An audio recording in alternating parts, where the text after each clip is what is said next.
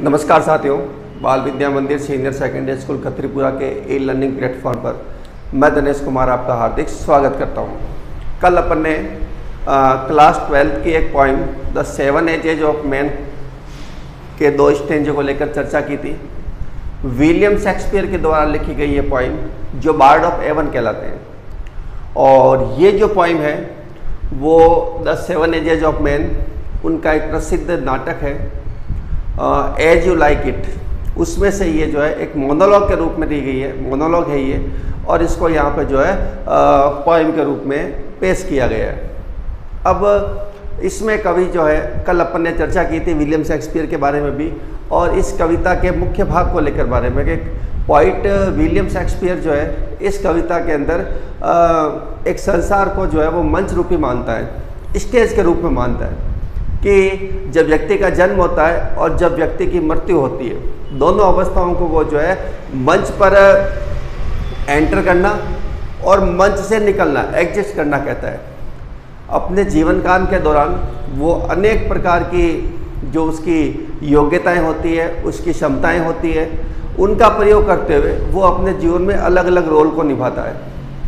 कल अपन ने पढ़ा था इसके बारे में, और पहला अपन ने भाग उसमें कर लिया था एज ए इन्फेंट और ए बाइंडिंग स्कूल बॉय, कि जब बच्चा शुरुआत के अंदर, जब इस जीवन रूपी मंच पर जो शुरुआत होती है वो एक बच्चे के रूप में होती है। इन्फेंट होता है म्यूलिंग एंड पकिंग का मतलब वॉमिटिंग करना, क्राइंग करना, वो अपनी नर्स के हाथों में करता है। उसके बाद उसी स्टेंजे के अंदर जो है विलियम शेक्सपियर ने बताया कि binding school boy as a snail, कि अनिच्छा से स्कूल जाते हुए अपने पीठ के पीछे बैग ले जाते हुए, और स्नेल की तरह, घोंगे की तरह उपाधि दी गई थी उसको। जिस प्रकार से स्नेल जो है बहुत ही धीरे गति से चलता है, उसी प्रकार से जो है बच्चा भी जो है स्कूल जाने में बहुत ही धीमे गति से जाता है, क्योंकि वो अनविलिंगली है, उसकी इच्छा स्कूल जाने की बिल्कुल भी नहीं है। तो इन 2 भागों को लेकर हमने जो है कल के लेक्चर के अंदर चर्चा की थी। आज के लेक्चर के अंदर जो है अपन उससे आगे वाले 2 भागों के बारे में चर्चा करते हैं कि अब जो है कौन कौन सी अवस्थाओं के बारे में जो है विलियम शेक्सपियर जो है हमारे सामने वर्णन करना चाहते हैं। पहली अवस्था एज ए इन्फेंट और as a binding school boy आ चुकी थी। अब देखते हैं दूसरी अवस्था कौन सी है। तो स्टेंजा नंबर 3 के अंदर विलियम शेक्सपियर अब दूसरी अवस्था की बात करते हैं। And then the lover, lover का मतलब होता है प्रेमी। दूसरी अवस्था जो है, जब बाइंडिंग स्कूल बॉय से आगे निकलते हैं तो उसके बाद जो वो जवानी की अवस्था आती है, यंग एज आती है, वो यंग एज जो है किस एज के रूप में कहा उन्होंने? लवर के रूप में, प्रेमी के रूप में। एंड देन द लवर, फिर वो एक भूमिका में आता है, लवर की भूमिका में, प्रेमी की भूमिका में आता है। साइंग, आ बढ़ते हुए, साइंग का मतलब यहां ले सकते हैं आप taking long and deep breath.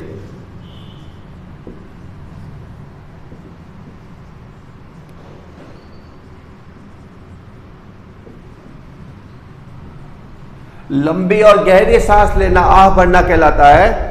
तो साइंग लाइक फर्नेस, फर्नेस का मतलब होता है भट्टी, जिसमें धातुओं को गर्म किया जाता है, बहुत गर्म तापमान होता है इसका।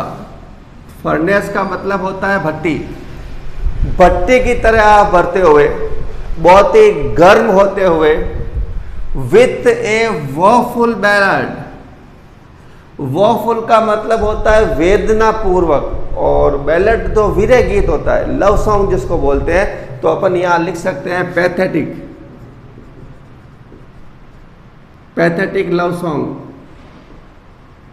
मतलब वेदनापूर्ण जो है वो वीरे गीत गाता हुआ, भट्टी की तरह आ बढ़ता हुआ, सुलगता हुआ अंदर से। अब वो गीत कौन से हैं? मैड, मैड का मतलब यहाँ गीत लिखे जाते हैं, और यहाँ अपन कर सकते हैं रिटर्न, लिखे गए, बनाए गए, गाए गए। टू हिज मिस्ट्रेस, मिस्ट्रेस का मतलब यहाँ उसके बिलव्ड से है, और आईब्रो का मतलब होता है आंखों की बोहें जो होती है उनको आईब्रो बोलते हैं। तो पहला जो स्टेंजा है, उस स्टेंजे में विलियम शेक्सपियर जो है अगला स्टेज जो है वो लवर का बताता है और उसकी प्रकृति के बारे में, लवर का जो नेचर कैसा होता है, किस प्रकार का वो व्यवहार करता है, उस व्यवहार के बारे में बताते हुए लिखता है कि साइन लाइक फर्नेस, भट्टी की तरह वो आग भर रहा है, सुलग रहा है और क्या कर रहा है, with A woeful ballad, pathetic love song गा रहा है, वेदनापूर्ण जो वीरय गीत होते हैं वो गाता है। अब वीरय गीत किसके ऊपर लिखे गए हैं? वीरय गीत जो लिखे गए टू हिज मिस्ट्रेस आईब्रो, कि उसकी जो बिलवड है, उसकी जो आईब्रो है, आंखों की भौएं हैं, उसके ऊपर जो गीत लिखे गए, वीरय गीत लिखे गए, उन गीतों को गाता हुआ भट्टी की तरह आह भरता हुआ जो है वो एक लवर की भूमिका में, एक प्रेमी की भूमिका में होता है। तो इस स्टेंजा के अंदर जो है विलियम शेक्सपियर ने जो एक लवर के प्रकृति के बारे में, लवर की नेचर के बारे में बताया है कि लवर जो है किस प्रकार से अपने आप में बिहेवियर होता है और किस प्रकार से वो जो है वेदनापूर्ण तरीके से जीवन को जीता है जब वो विरह हो जाता है, बिछड़ जाता है। उसके बाद स्टेंजा नंबर 4, इसके अंदर जो है अपन बात करते हैं तो उसके बाद आता है देन ए सोल्जर। सोल्जर का मतलब आप जानते हैं सिपाही होता है, सैनिक होता है। सैनिक की भूमिका की बात हो रही है। अगली स्टेज जो आ रही है विलियम शेक्सपियर के रूप में, विलियम शेक्सपियर के द्वारा जो लिखी गई पोएम के अंदर, वो आ रही है सैनिक की। क्या है, देखो सैनिक के अंदर किस प्रकार की उसका नेचर होता है, किस प्रकार उसका बिहेवियर होता है, उस बात को लेकर इसके अंदर यहाँ पे चर्चा की गई है। देन ए सोल्जर, फिर एक सिपाही के रूप में, एक सैनिक के रूप में क्या है, देखो full of strange odds. Strange का मतलब अजीब, विचित्र, ऑड्स का मतलब यहाँ गालियों से है, भद्दे व्यवहार से, अटरिंग ऑफेंसिव वर्ड्स, ये अपन कह सकते हैं इसको, अटरिंग ऑफेंसिव वर्ड्स, मतलब भद्दी भद्दी गालियां निकालते हुए। फुल ऑफ का मतलब भरा हुआ, continue, full of strange odds, लगातार अजीब सी गंदी गंदी गालियां, भद्दी भद्दी गालियां निकालते हो। इसका मतलब ये हुआ कि यहाँ पे प्रकृति जो है वो एंगर मूड की है, गुस्से के अंदर। ये बात जो कही जा रही है विलियम शेक्सपियर के द्वारा, इस बात, ये जो लाइन है वो इस बात का संकेत देती है कि सिपाही जो है वो हर समय किस में होता है, गुस्से में होता है। एंगर की बात यहाँ पे की जा रही है। तो फुल ऑफ स्ट्रेंज ऑड्स, बड़े गुस्से में, बहुत ही ऑफेंसिव वर्ड्स का प्रयोग करते हुए। एंड बियर्ड, दाढ़ी बढ़ी हुई है, बियर्ड लाइक द पार्ड। पार्ड का मतलब यहाँ लियोपार्ड से है और लियोपार्ड जो होता है वो होता है तेंदुआ। तेंदुए के समान उसकी दाढ़ी बढ़ी हुई। कवि यहाँ पे कल्पना कर रहा है, इमेज कर रहा है कि किस प्रकार से एक सैनिक का जीवन होता है, उस जीवन को यहाँ पे वर्तान करने का प्रयास कर रहा है कि फुल ऑफ स्ट्रेंज ऑड्स, बहुत ही ज्यादा गुस्से से भरा हुआ। बियर्डेड लाइक द पार्ड, लियोपार्ड की तरह, तेंदुआ की तरह उसकी दाढ़ी बढ़ी हुई, उसकी शक्ल के अंदर बाल बढ़े हुए। जेलस, घृणा करना, ईर्ष्यालु हो जाना। इन ऑनर, ऑनर का मतलब होता है सम्मान। जेलस का मतलब यहां आप सेंसिटिव से भी ले सकते हैं, ईर्ष्यालु।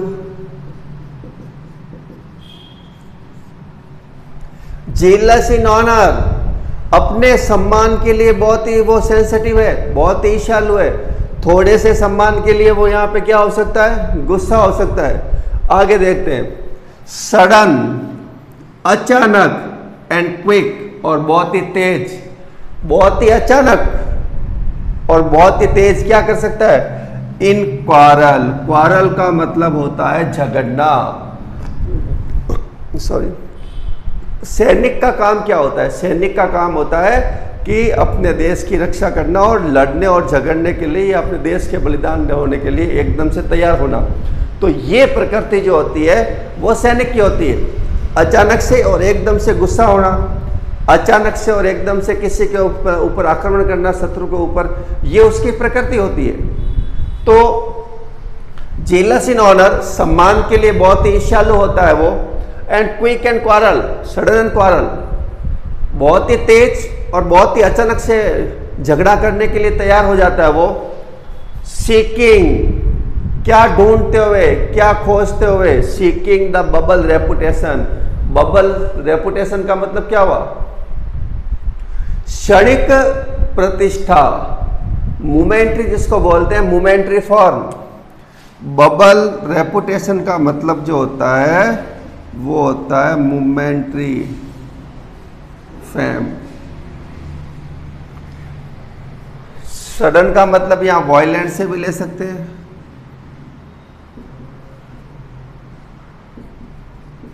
वायलेंट एंड क्वारल, अचानक और उग्र हो जाता है। और फिर seeking the bubble reputation, momentary fame के लिए अचानक से वो जो है आक्रमण कर सकता है, झगड़ा कर सकता है। एक केवल क्षणिक का मतलब होता है पल भर की मात्र की, अगर कोई रेपुटेशन है, उसकी जो फेम है, उस प्रसिद्धि के लिए भी जो है वो किसी से झगड़ा कर सकता है, किसी के साथ उग्र हो सकता है। Even in the cannons mouth, cannons का मतलब तोप होता है और माउथ का मतलब मुंह होता है। कैनन्स तोप का मतलब यहाँ जो है वो अपन ले सकते हैं कि क्रिटिकल सिचुएशन, कि भाई संकट के समय में, किसी भी समय के अंदर जब खतरा हो, डेंजर सिचुएशन अपन कर सकते हैं।